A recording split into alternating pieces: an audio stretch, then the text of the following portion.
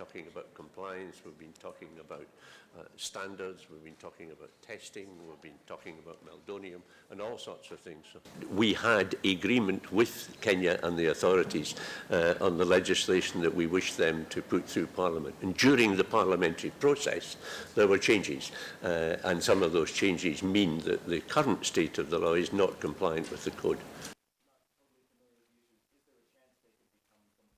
They have three pieces of regulation/legislation, and one was to be approved through parliamentary process.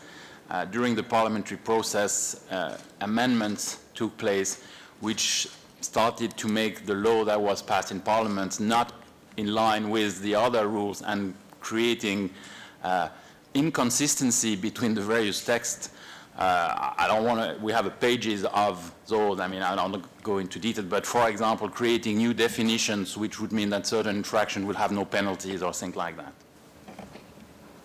You know what we've been doing, so rather than me tell you what we've been doing, I think we should just, simply because the National Anti-Doping Agency is not compliant, this doesn't mean that testing is not taking place in Kenya. International federations, particularly the IAAF, are testing widely. For months, we have been working with a task force with the International Olympic Committee on preparing. I'm absolutely sure that the authorities and everybody in Kenya will be disappointed in the decision today. But that having been said, it is not a proper policy for a world agency to have one of its major countries non-compliant. We hope that they become compliant as quickly as possible so that their athletes will take part in the proper spirit in the Olympic Games.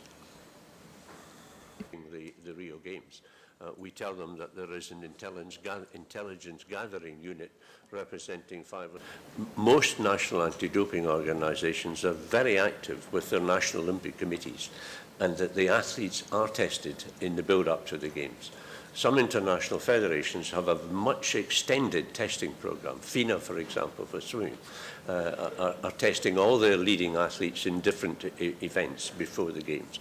So I hope people believe that that is the right way to go. So yes, I think there is time.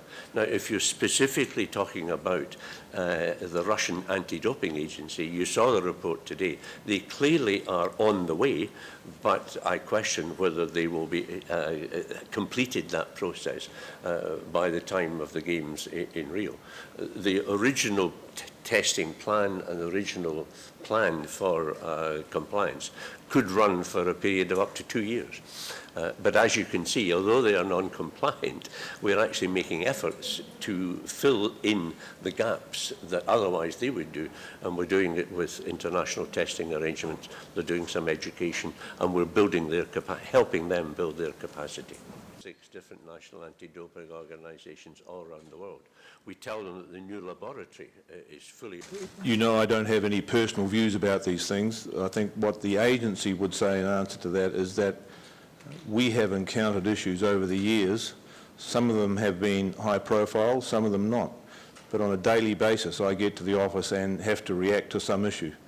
At the present, they're all high profile, and I suggest for 2 reasons. 1, Russia, and 2, Rio. There we go. Between the two of them, you're going to be in good hands. Thank you very much.